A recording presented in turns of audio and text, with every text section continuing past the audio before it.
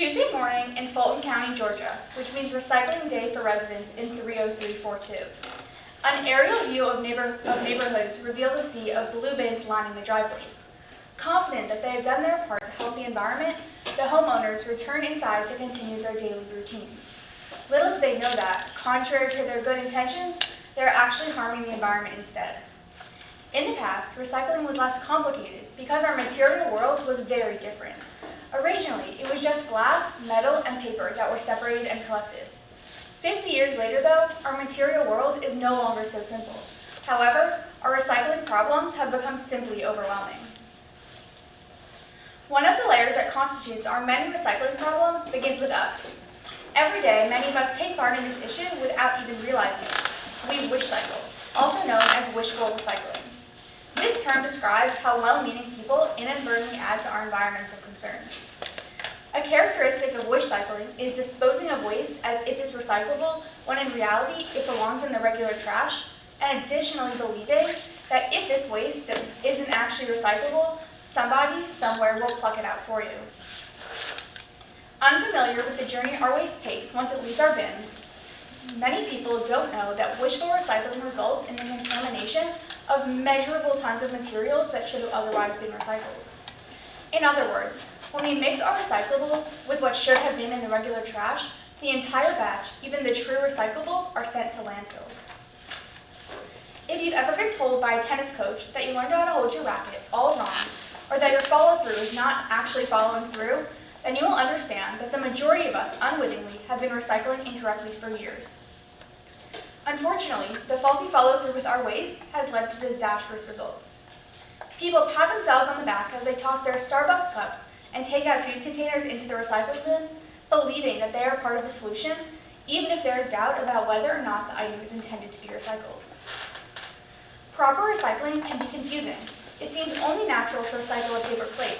However, we must understand when we can or cannot recycle it. For example, if we recycle a paper plate after eating a meal, it's of grave importance to clean off any food residue left behind.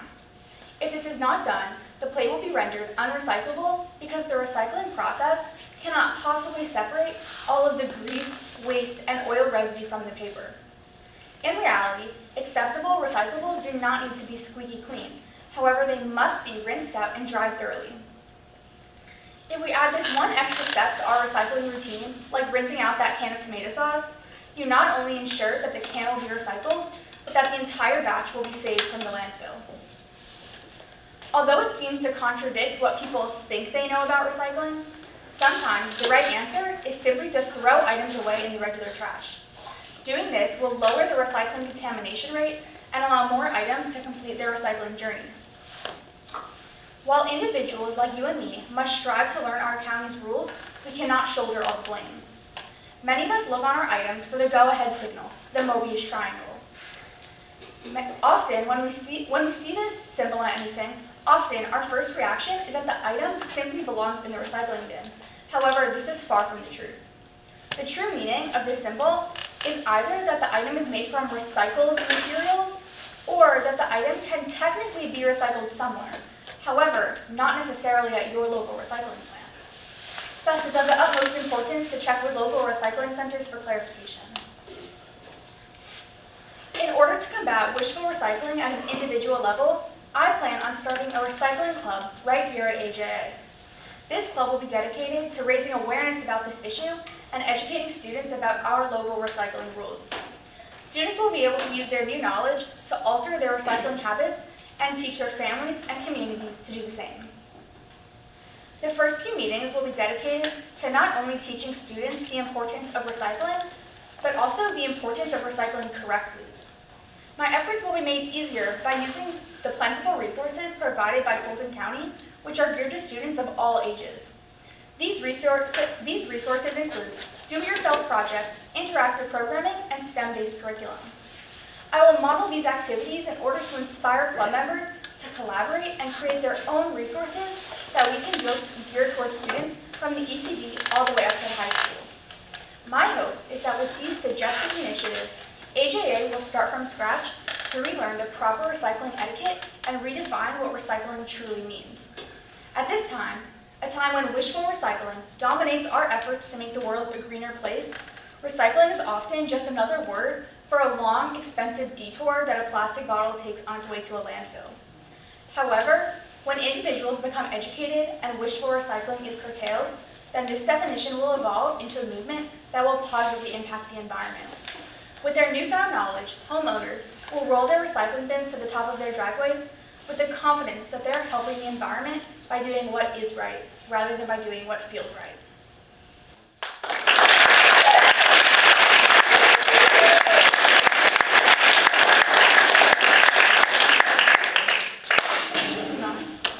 Can you go into more detail about the other consequences of wishful recycling? Yeah. So when people recycle something that actually belongs in the regular trash, it has many consequences to the whole recycling system.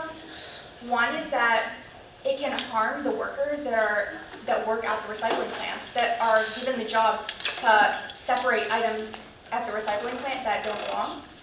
Like, if someone recycles glass in a recycling plant that doesn't accept glass, their workers will have to hand pick the glass out of the plant.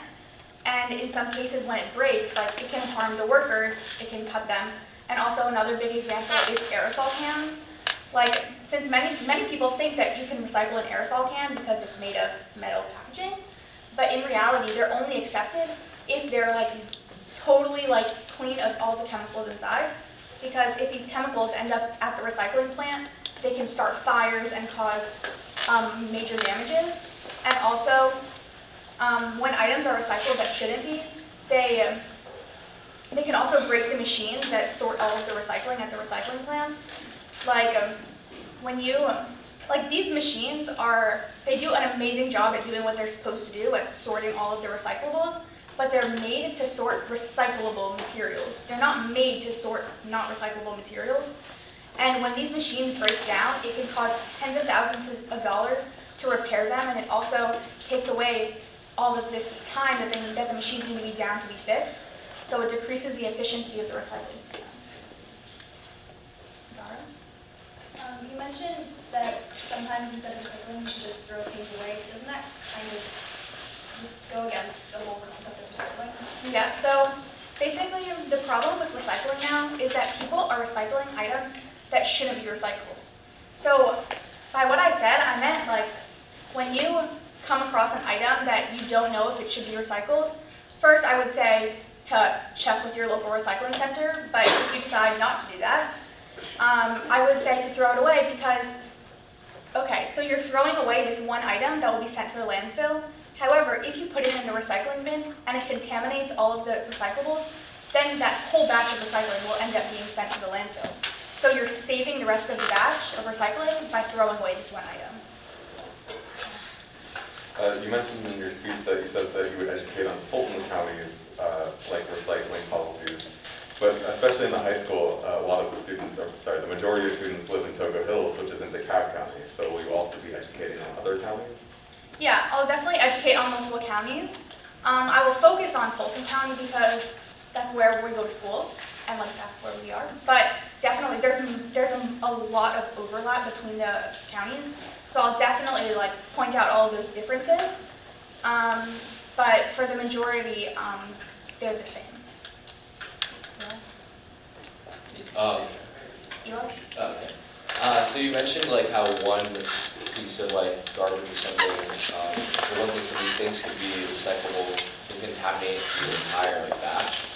So what does it really mean contaminate? Can you just elaborate on that? If you toss a can of tomato sauce in, I used in my speech, a can of tomato sauce that still has some sauce in it that was not properly rinsed out, tomato sauce will get all over these recyclables that now can no longer be recycled because there's tomato sauce on them. Got it.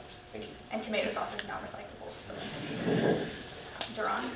Should local recycling plants be standardized in order so people know what can and can't be recycled no matter where they are?